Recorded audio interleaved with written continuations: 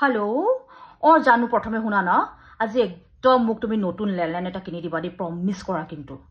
নহয় গুলপীয়া ৰঙৰ কাপোৰযোৰ পিন্ধি পেলাই ৰঙা লেণ্ডলাইনটোত কথা পাতিবলৈ যে মোৰ কিবা কেনেকুৱা অশান্তি লাগি গৈছে নহয় কিবা কথা পতাৰ মুডটোৱে নাইকিয়া হৈ যায় জানা নাই নহয় আসল কথাটো শুনা আকৌ সাৰপ্ৰাইজটো কথা কি ভাবিলা গোৱাচোন কিয় মোক কোৱা নাই নেকি মোৰ বাৰ্থডে আহিছে তুমি সাৰপ্ৰাইজ এটা প্ল্যান কৰিবা কিবা এটা ডায়মণ্ড একদম ডায়মণ্ড নালাগে দেই মিছেছ কাকতিও এবাৰ ডায়মণ্ডে গিফ্ট পাইছে আৰু লণ্ডন একদম কেনসেল কেনসেল কেনসেল একদম লণ্ডন যে হবই নোৱাৰে আৰু মিছেছ সলিহাহত দেখোন এবাৰ লণ্ডন গৈ আহিছে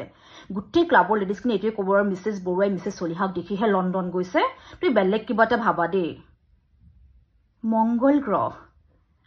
গ্ৰহলে কিন্তু এতিয়ালৈকে আমাৰ ক্লাবৰ লেডিজ কোনো যোৱা নাই ভাই মংগল গ্ৰহ ফাইনেল কৰি দিয়া হা তুমি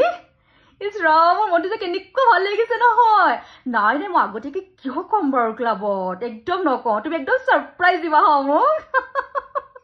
দিয়া ঠিক আছে মই ৰাখিছো বাৰু একদম একদম কেনেকুৱা ভাল লাগিছে না মংগল গ্ৰহ আৰু ৰবে গাখীৰতে চাহপাত ঢালি একদম ধুনীয়া গাখীৰ চাহকাপ বনাই নিদিয়ে না বৰ লণ্ডন কৈ আছিলে নহয় মিছেছ সলিহাই পাব এতিয়া মজাটো মিছেছ বৰুৱাই হ্যাপি বাৰ্থডে কেক ক'ত কাটিব মংগল গ্ৰহ ভাবিয়ে কেনেকুৱা ভাল লাগি গৈছে নহয় মংগল গ্ৰহ